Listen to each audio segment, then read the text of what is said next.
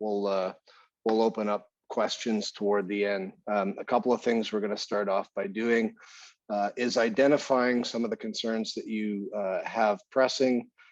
We're also going to take some time and walk through our model, explain why we're really built for doing this in the first place, the way that we're going to step in and manage, give you an idea of our platform. And this is really where you're going to see the transparency and the accountability of what we're offering in our services.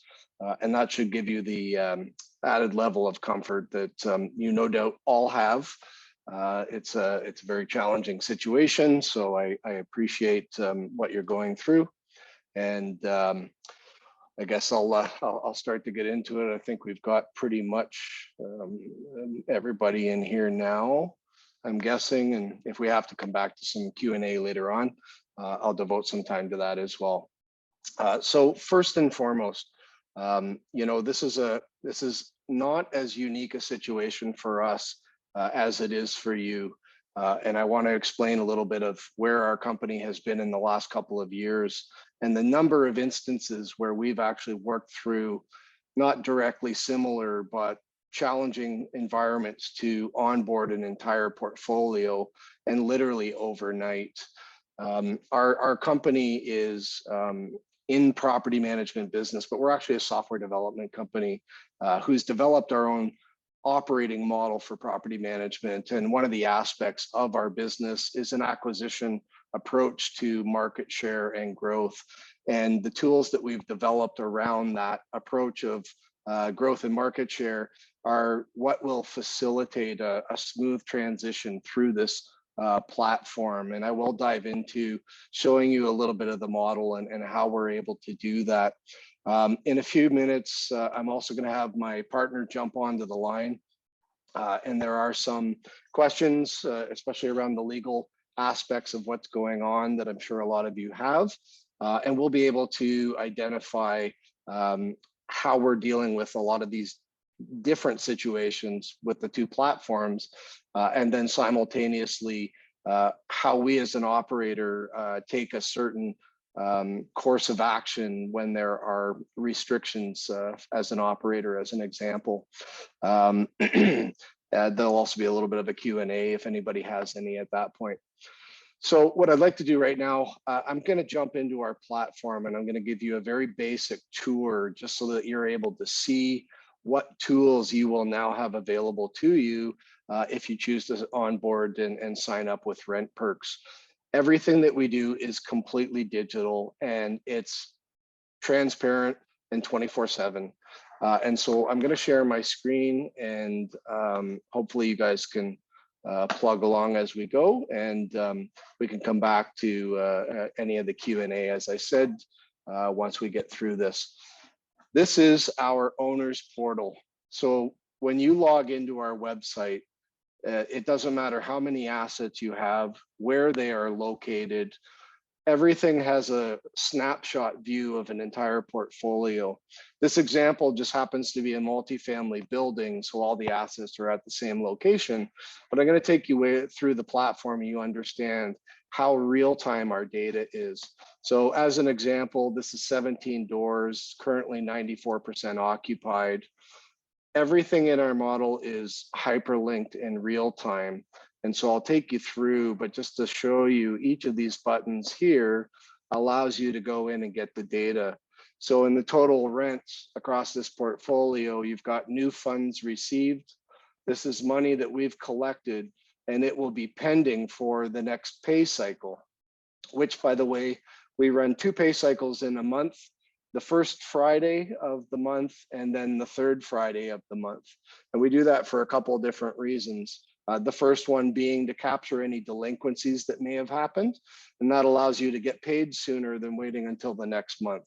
The second reason is because of our digital platform, we can accept an occupancy date for leases any day of the month, and we don't prorate them. So if somebody moves in on the 13th of the month, they're going to pay on or before the 13th of the month each month until they vacate the premises.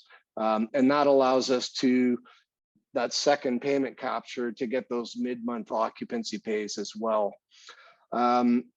as you go through here, you can see these are all real time, so you can click.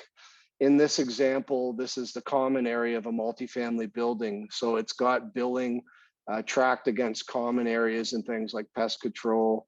Click the PDF. I want to stop here because this is a real-time invoice of work that we've completed. We do not perform maintenance, and we do that very specifically. One, when we have a third-party company, its service provision to us is accountable as a service provider. And so we get a lot better management control by using the variety of partners that we have in each of our respective regions. What we charge for managing a work order is $9.95, and it's a basic admin fee, and then you'll see your invoice. So when you go back to click on your ledger, you'll see there's your pest control invoice, 184, open the invoice, and there it is, 184. We're not padding any of our invoices. We're not in the business for doing maintenance. We're in the business of specializing at rental management. We also don't participate in sales. And so this really allows us to manage the billable hours and staffing cost models, where traditional companies that may have a maintenance division, there are significant costs that go into operating those business units, and assets are one of the biggest one. You've got vehicles and things like that, all your equipment financing. You end up, when a business is doing maintenance, you end up overpaying more often than not on the billable maintenance that's done in the portfolio. So this all allows us to be incredibly lean as a cost provision. We go in here and you can see in a multifamily building, you go through and see all your rent collections. When you go to reporting for your financials, you select the pay period at the bottom and you export it. It's seamless and at the push of a button. You've got CSV for Excel or a PDF. One of the things that I can't unfortunately show you on this one because it's not tied into our advertising platform, we track all of our activity around marketing your property. And there's a significant portfolio here that will require some leasing activity.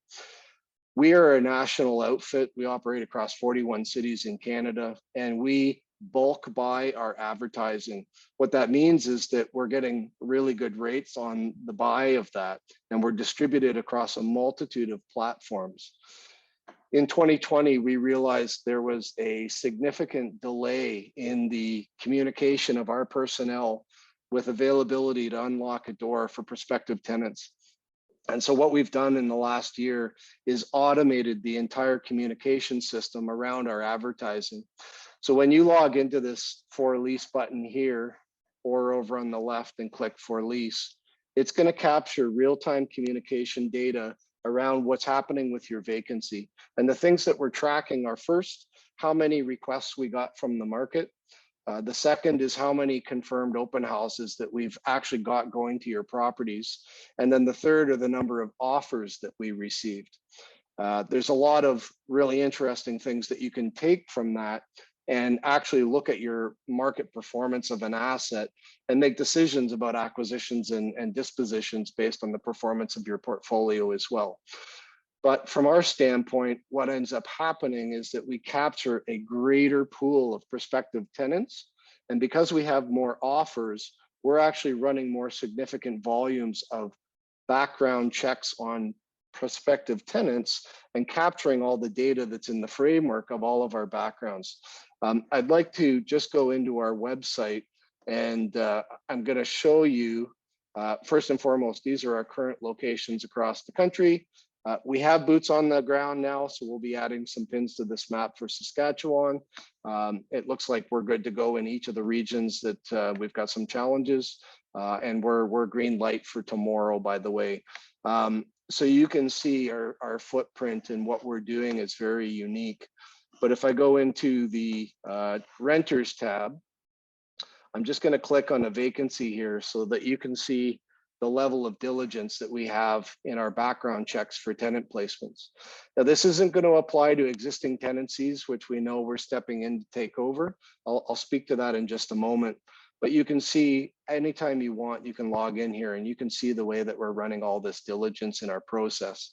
As I said, we're capturing this data on every single application. What our company is designed to do is attract and retain a top quintile of renter to the assets we manage.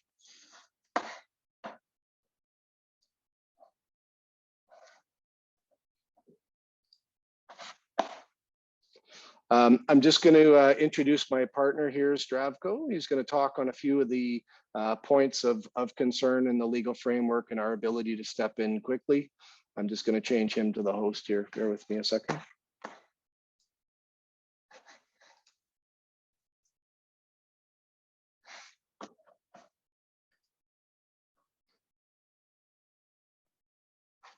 Yeah, let's unmute. Hi, there folks. Can you hear me? Yeah, I can hear you. We should be good. Hey, great, Jason. That's good. Who's on the line? Is it like a cast of many people, or anyone we know? Or? There is quite an audience here. So Okay. what I'm doing is just going through the platform. I'll give you a bit of a window, as I indicated to them, to talk about boots on the ground, some of the legal framework that we're working through to be able to operate, and then I'll get back into the platform after. Yeah, for sure. Okay, so hi everyone. I'm the CEO of RentPERKS. Jason probably told you we started a few years ago in Canada in earnest. We're in 43 locations now in 6 provinces.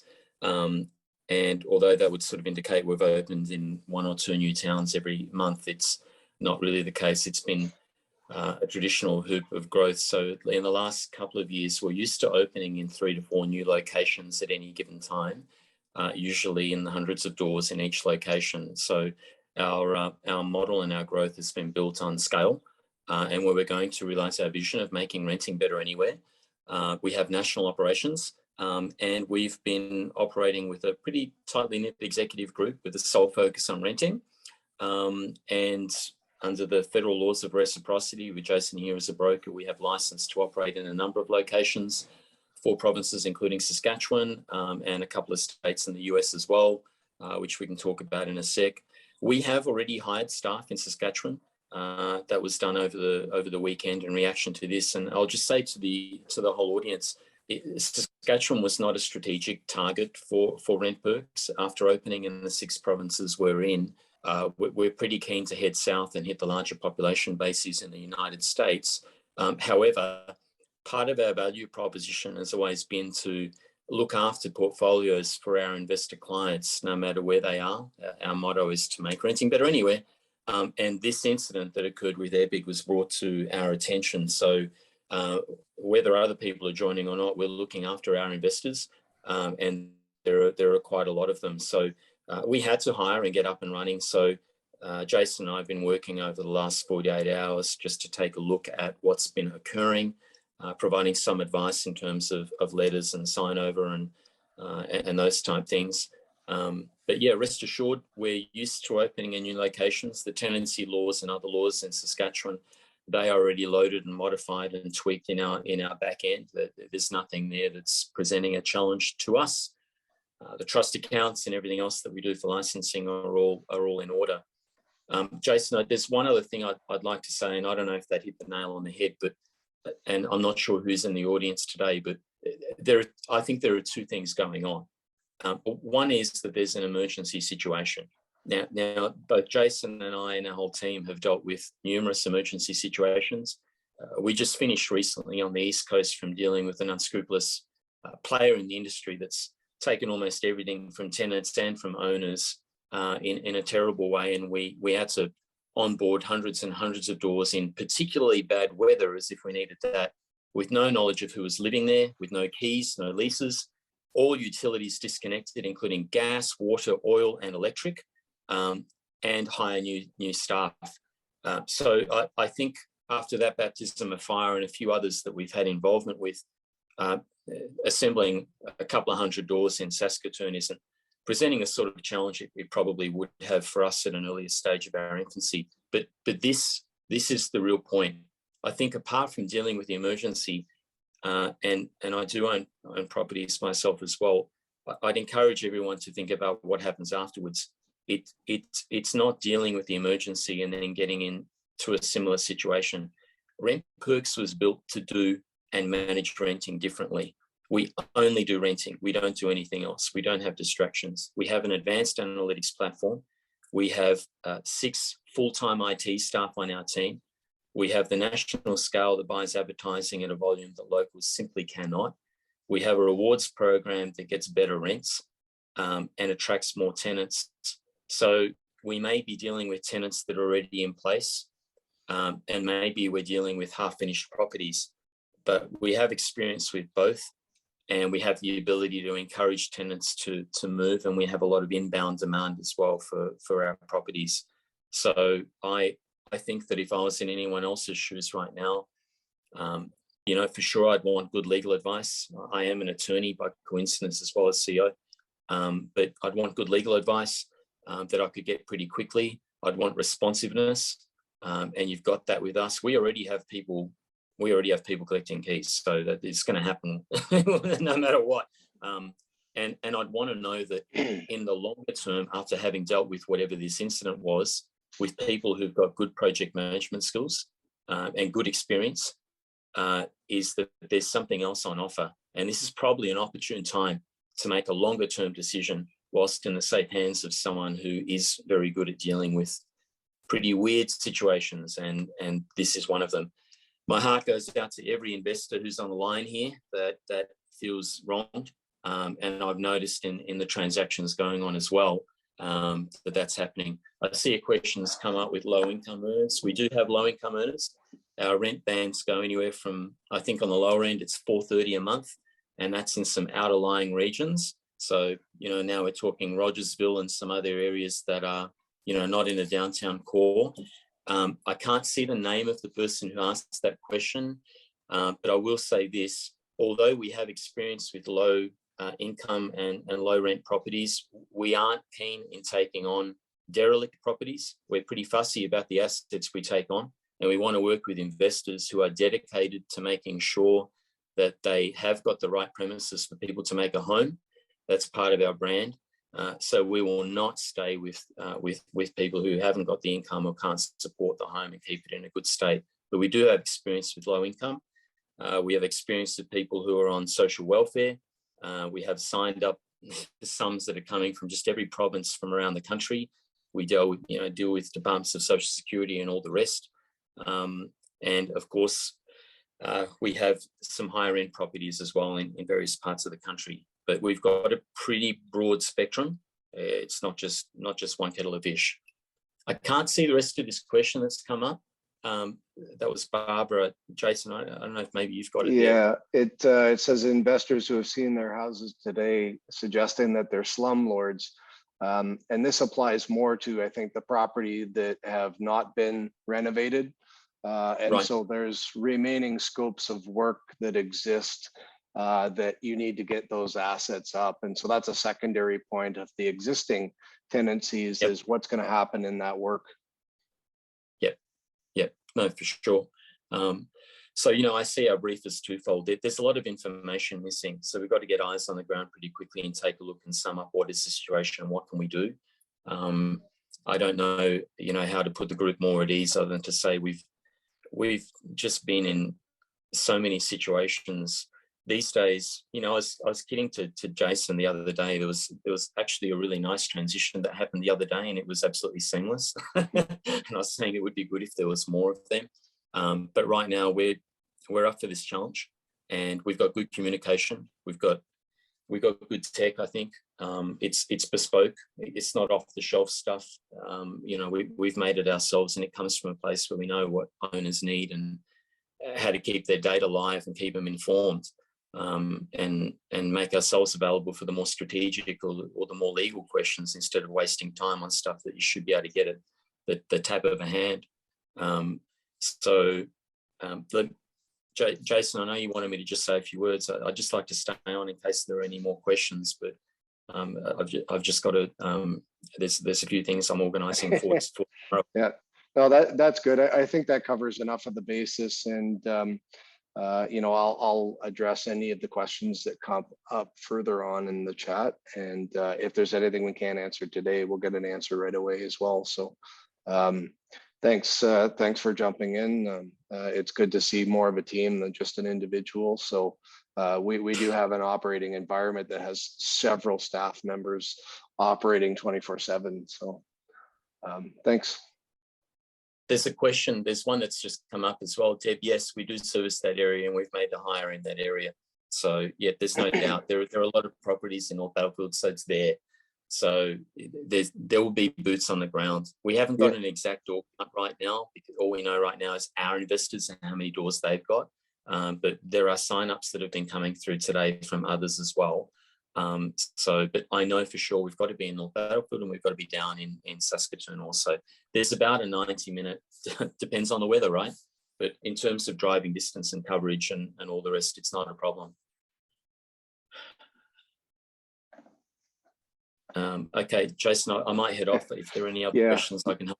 Sure. I think that's good. We've just got an accolade from somebody, which is nice. No, I'll walk them through the platform so they can see how transparent we are with everything, and talk about our staffing model a little further and how we operate that context. So should be good. Yeah.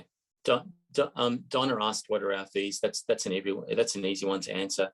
Our base rate, so our most typical rate for management fees is 6.9%. Now, we've got people who are on less than that because they've got 180 doors, and we've got people who are on a bit more than that because the rent might be so low that, to be honest, 6.9% just doesn't mean enough. Like, we actually send people out and we do things and so on. And so we want to be able to provide an all-in service. We actually want investors to be able to get on with their day and not worry about a darn thing. We also very good at maintaining our own capital reserves, and we don't generally ask for people to leave capital with us. We pay nearly always within the first week of the month, and we pay twice every month just in case tenants ever pay late, so you're never caught waiting 45 days. We don't mark up maintenance bills. That's not how we operate. We have a singular goal to make renting better anywhere, and in that pursuit, we are gaining volume and I think giving a fair deal for owners. Now, the lease fees typically half a month. In 99% of the cases, that's what it is. That's really it by way of fees. If a property is not completed and requires project management skills and so on, we don't charge a fixed fee. We find that to be inefficient in any area because there's usually quite a few investors who are in the same place. We have strong vendor relationships across the country, and that's not going to be any different in Saskatchewan. We've got, including some players who are located in other provinces that we can rely on immediately. And with those refurbs or complex capital projects, roof replacements or finishing sidings, whatever we need to do, it's $45 an hour. We charge in a fully transparent way. And if we're sending one or two vendors out, we'll give them business across a few properties. And we find that for most of our owners, that's ended up being a cheaper and more affordable way of doing things than charging a fixed project management fee. We're open to both models, but until the property's cash flowing, that is typically what we do. All right, so I think that was the fees question. I know that's an important one to everyone. We get that one out. Mm-hmm. In these sort of situations too, again, I want to pay our staff fairly. So until we know where someone is and until rent's being paid and so on, there might be a little bit of a gap. We don't know yet until we find out what we find out. But that's what our fees are. All right. Yep. There's a question there on taking over the renovation projects and how it pertains to the transfer of title. And I understand that we're working through an understanding of how that will be passed over or conveyed, whether it goes to a class action suit, and it's pending the outcome of that we can actually get control. We're able to step in and facilitate. From a legal standpoint, the way the titles are held up, there may be a period where we need to wait in order to action things. However, in that instance, you still need line of sight over the property and know what's going on. And so for the intervals where we'll be required to get out and, assess the property and check in on occasion, that's where it'll fall under our billable hourly rate until we get the cash flow back to those assets. Jason, I'll just one thing. You're right. I've seen a few. There's been so many emails today, and now these people will accept a different form for handing over the keys, and before it was this one and so on. I just want to say one thing. We've got our own form for handing over the keys. Now, here's the thing. I know that there are different people in corporations. But if you're the first registered mortgage owner, if you own an asset and you appoint a property manager to manage your property, there is no law in any province or any federal jurisdiction that prevents you from doing that. And once you hand over agency under agency principle law, if you ask for someone to collect your keys, they must be handed over. If someone on the other side of the desk makes you sign a form to say, I'll only give you the keys if you sign and say that you will never sue me in the future, that is the uttermost form of BS. It will not hold water in a court. And it's shonky behavior on the part of anyone else who thinks that just to hold you in a hostage position over a set of keys could force you to sign such a document. It needs nothing more than the appointment of under the standard agent and principal relationship that this person standing in front of me is to get my keys. And that's what it is. I just encourage anyone on the call to not rush into anything and put their signature to anything that includes any, the phrase on there which says, thou shalt not be responsible for any consequential losses and all the rest of it. Right? So if it works well, great. And I understand there's been some updates, but I just didn't want anyone to fall into any traps or feel they were being pressured, right? Yep, and there's a couple of points here. So, at the end of the day, we're going to step in where we're assigned to step in and take control over the assets. If there's a period where things are delayed to actually have the control, we just wait those out and still at least get the keys and have control over operating the asset as best we can to protect the interest over those assets. There was a question about other maintenance as it comes through our platform. It's a very straightforward process. We get work orders and we manage the requisition. It's all done digitally through our platform. We're very responsive. We're always, our objective is always to get out and reduce the outgoing capital to the asset as best possible, service it, get the environment back for the tenants, and then move on. So we don't like to spend a lot of time around that.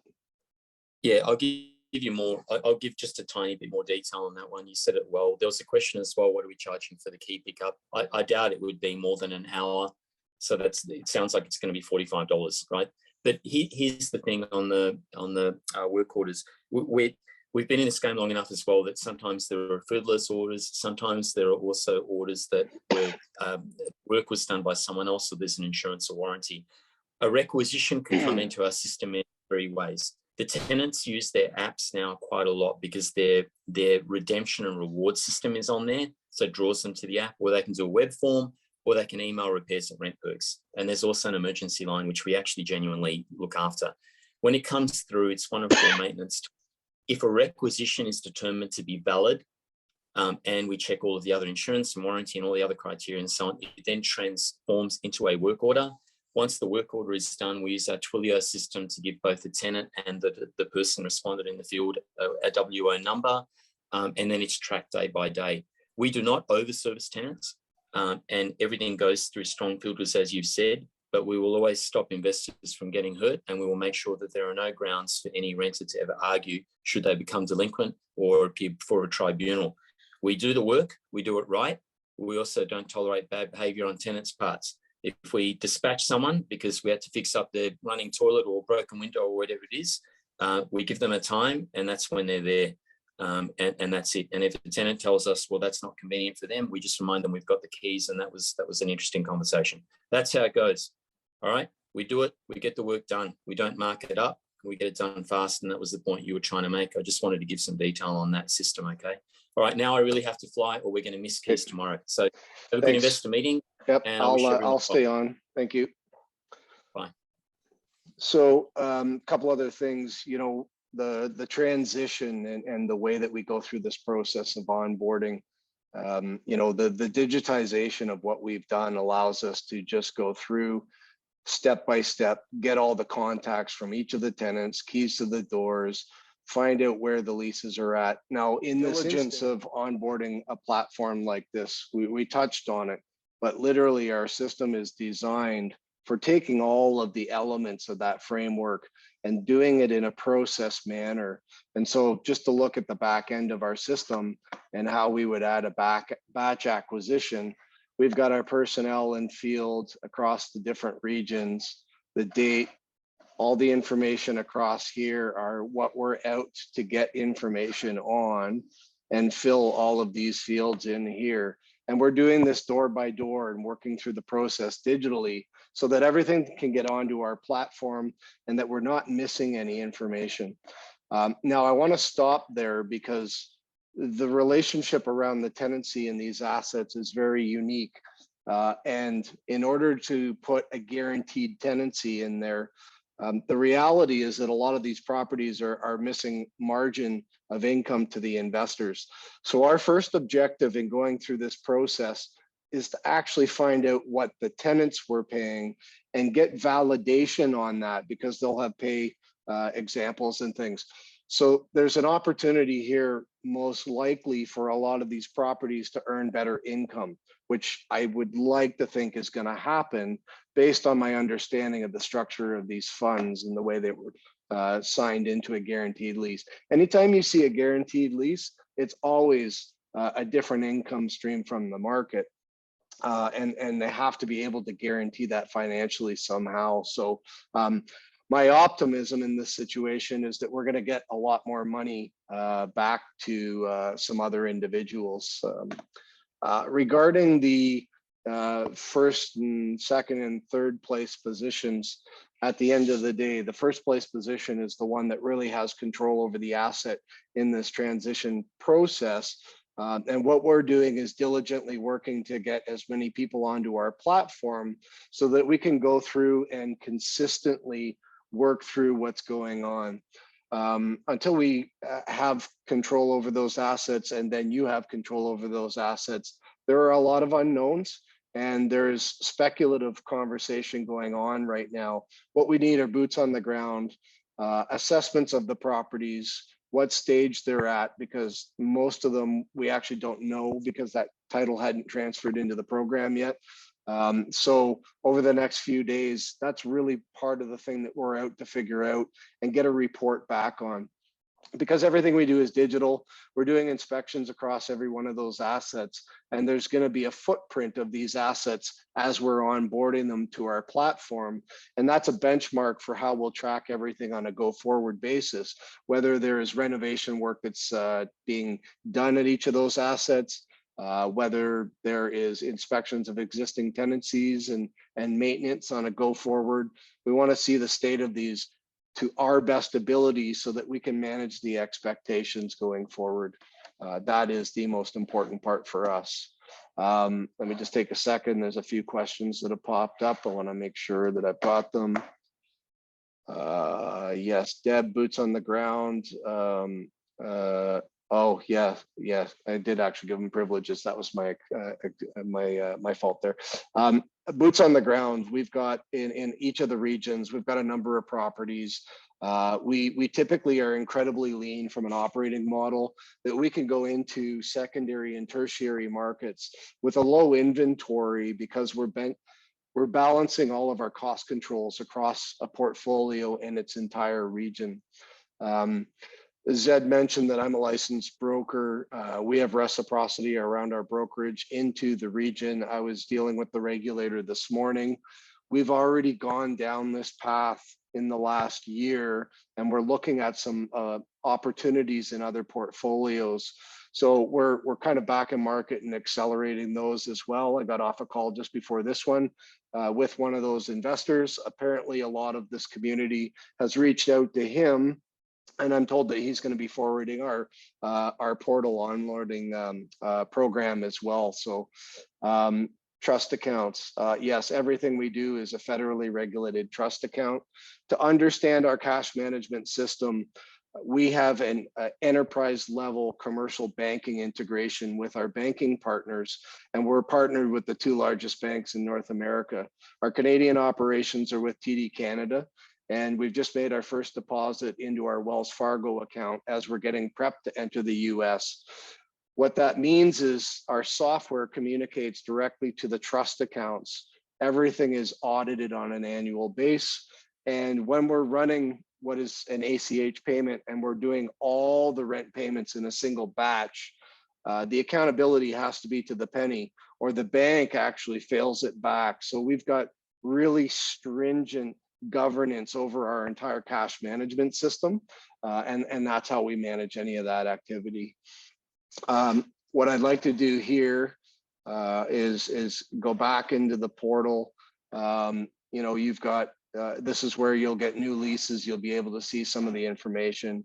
I can actually go in here and show you an example of documents. So we'd go in and see a lease, and you can click and open that up at the push of a button.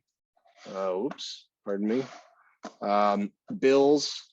You can enter bills that are an obligation of the asset, like property tax or insurance and things like that. Tenant pay bills for utilities or other things that have been done. You can add other documents. This is an opportunity for, let's assume we've done renovations, you've got new appliances going in. We're going to populate all the receipts because this will get tied into the ledger of the unit. And anytime a work order requisition comes in, we're going to see the stove has an issue, but it's under warranty, and we're going to deal with the manufacturer warranty to get that serviced and not just go for billable hours. That's how diligent we are in the reporting. Now, the onboarding process, we've made it very seamless. There is a link to our portal. There's 3 buttons really here. First and foremost, all the information about the way we operate, examples of our services and fees, yeah,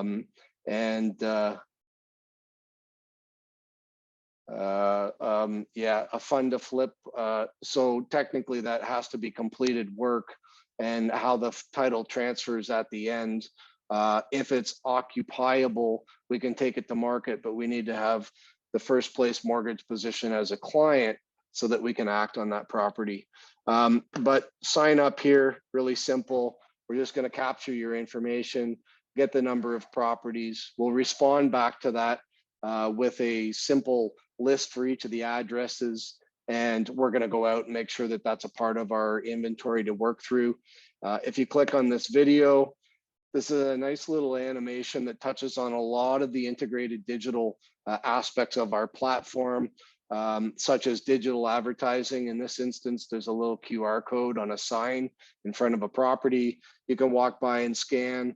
It goes into our website. Each of the assets has their own web page, and you can literally apply on the spot as you're in market.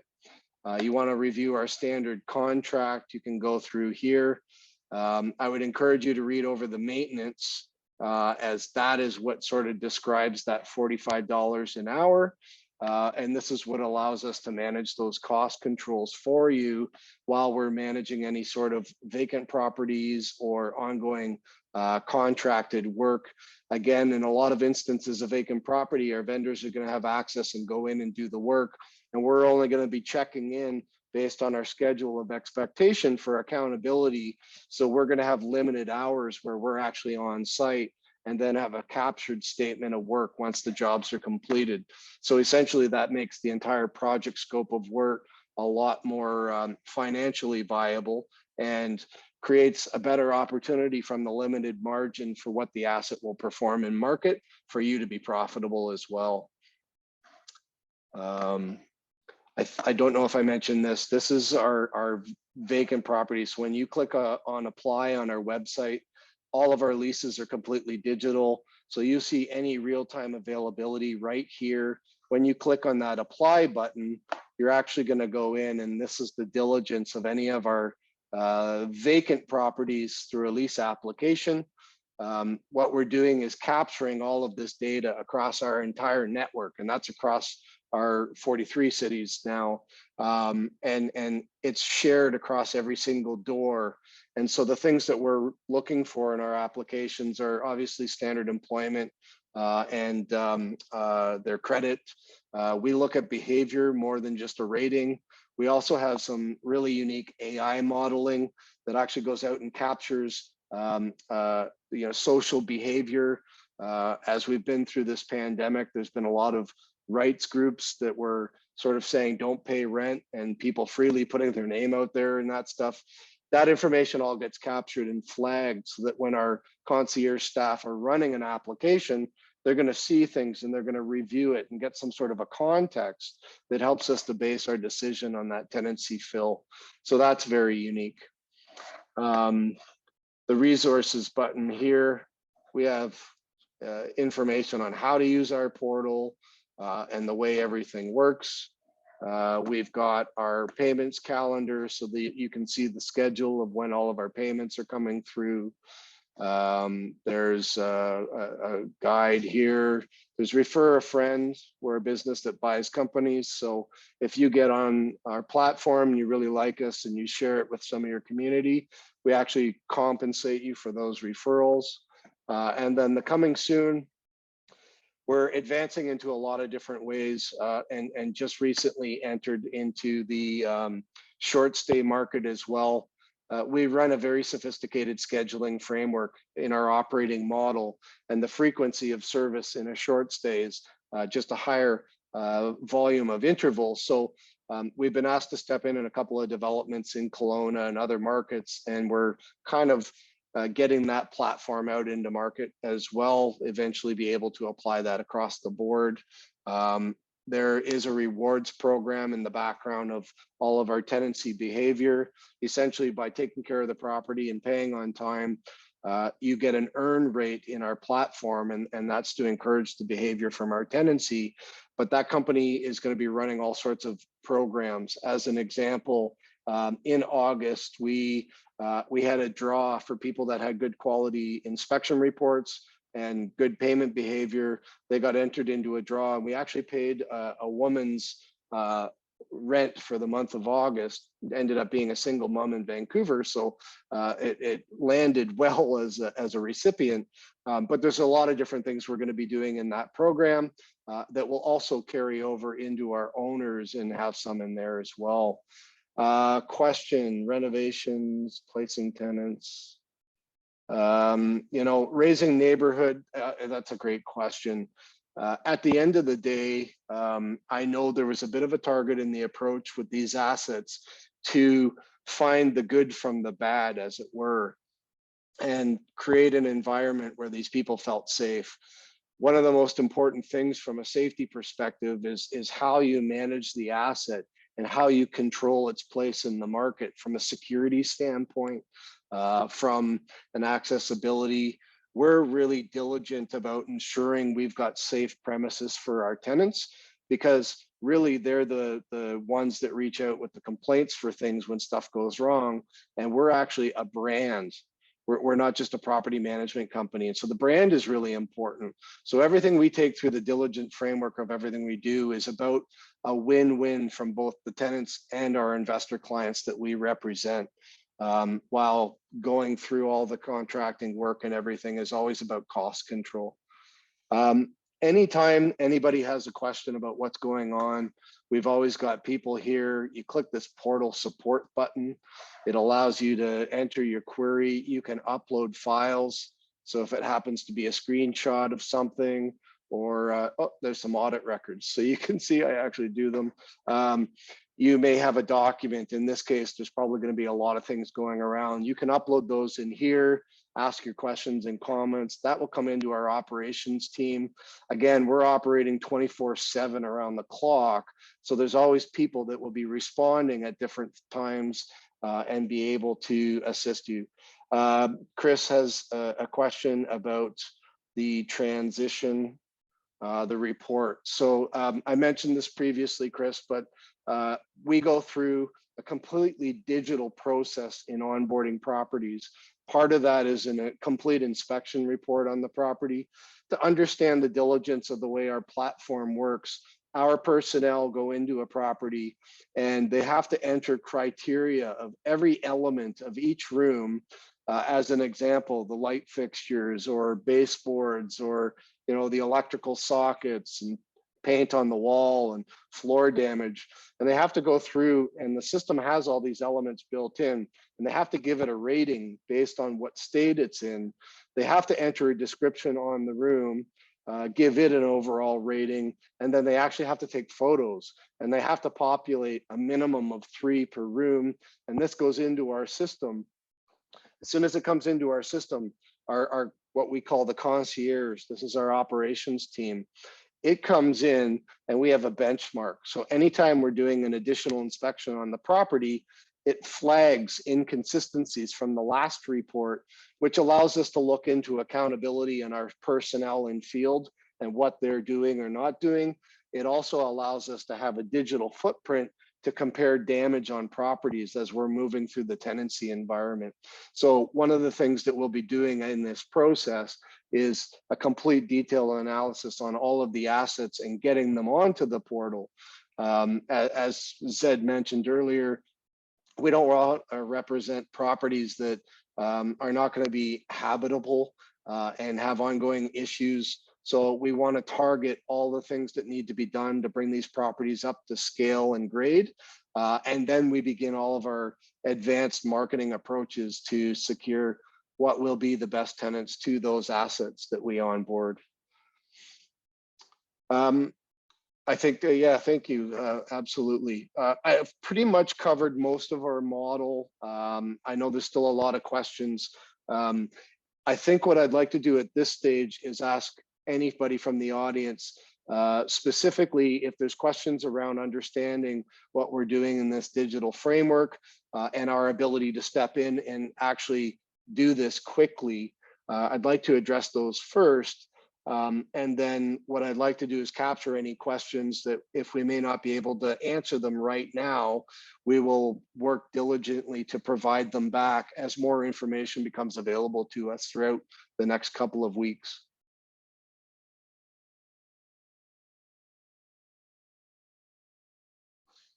Any questions at all?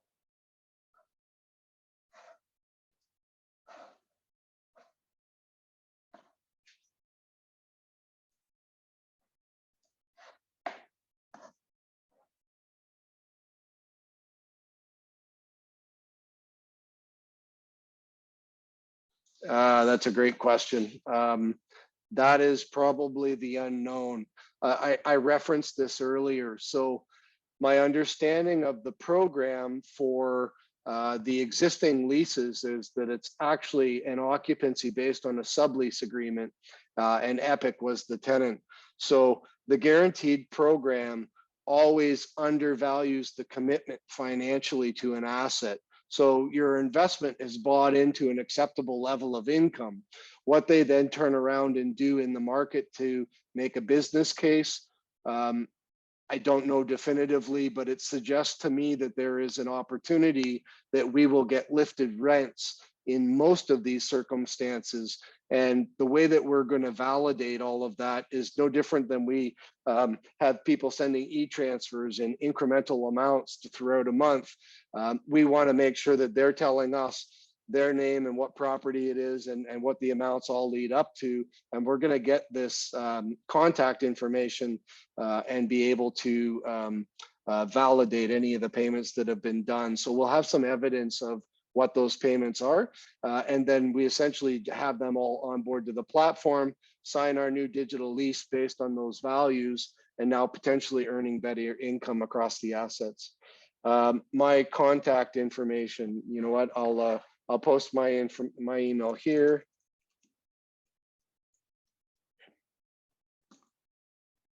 My email, feel free to send me an email. I've been distributing a very straightforward process for anybody to sign on to our platform. Again, going back to this page, we have a landing page for everyone on Epic. And basically you go in and sign up here. We're going to capture all of your information. We will then reach out to get all of the property addresses, and that will become the list of priorities as we go to market. Thanks, Rick. You know what? I'm happy to look at that information. If those leases are a sublease agreement to them, I'll look at it. Typically, what we'll do is incorporate them. We have an ability to upload that into our system. We also typically look through some of the clauses in any of those to make sure we're protecting the asset owner as best possible. And we may have some changes and actually get them to convert onto our standard contract, which might be easier. But essentially, we're assuming anything existing at this stage because a lease is actually tied to the title of the property, even if it's in a sublease situation like this. That occupant actually has terms that they need to be protected on as well. So we're going to make sure we have governance around all of that.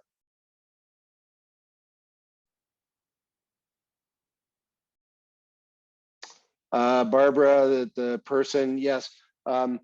It may not be the person at the property. It's most likely going to be our payments team that will be doing the communication to obtain any sort of evidence of past payments for rent that we can validate in the event we don't have leases or something. Missing damage deposits. Well, you know what, this is something I can't tell you how many times I've actually experienced that. We have instances that we've just taken over where actually deposits were collected and never deposited, and you know, it's essentially gone missing. I don't know. Technically, when we collect the rent, we have an operating trust account for all the rent payments. We have a separate account for any deposits that are held, and we held them until the end of term, and then we release those pending an acceptable inspection of the property. Yeah, I don't know if you'll ever see those deposits. I mean, a bankrupt company is essentially closed doors, and how they have a bunch of different entities, to my understanding. So who the responsibility falls on, you know, unfortunately, I can't really answer that just yet. We'll probably find out more information as we go. But I never feel that deposits are a really good thing, except that property management is regulated in Saskatchewan to a lesser degree. In BC and Alberta, that's fraudulent activity. So they need to be able to hand that over literally within a 24-hour period when we acquire other portfolios in Western provinces.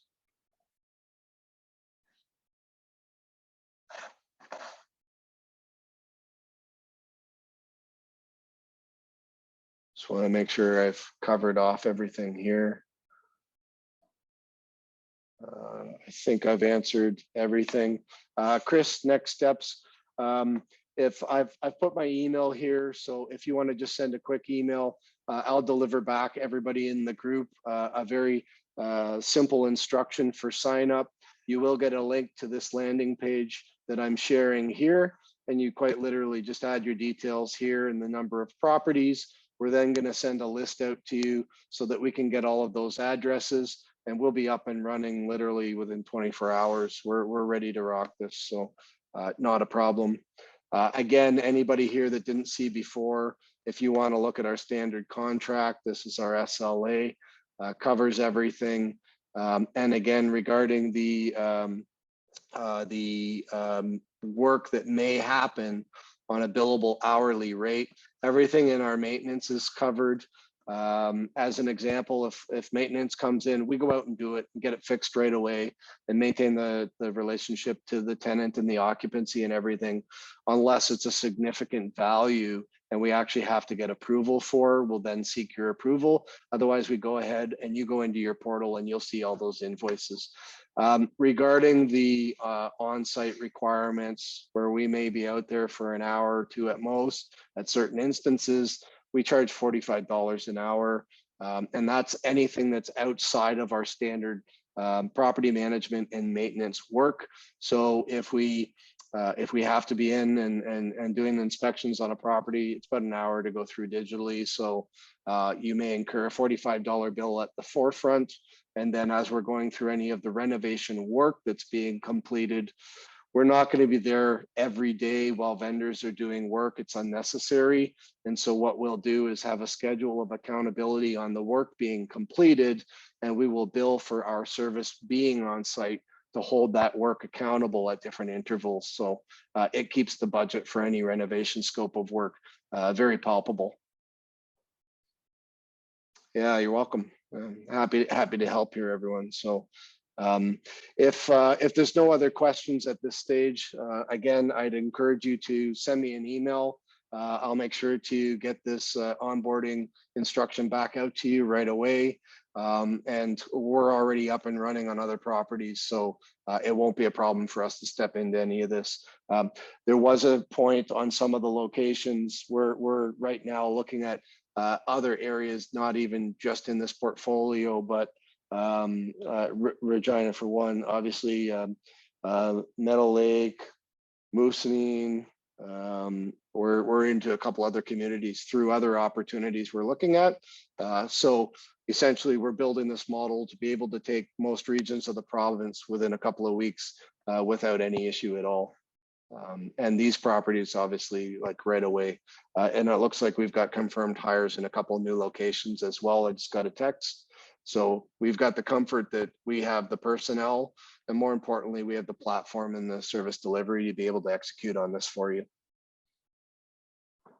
Everybody, thank you very much. I know it's a lot of stress, and understand what you're going through. Know that we've worked through a number of situations like this so that you can entrust we're going to take care of you and your assets and get things corrected the way that we are able to. With that, I wish everybody a good night, and you've got my email. We'll make sure to get you sorted and work through everything in a diligent and reporting process. Thanks very much, and have a great evening.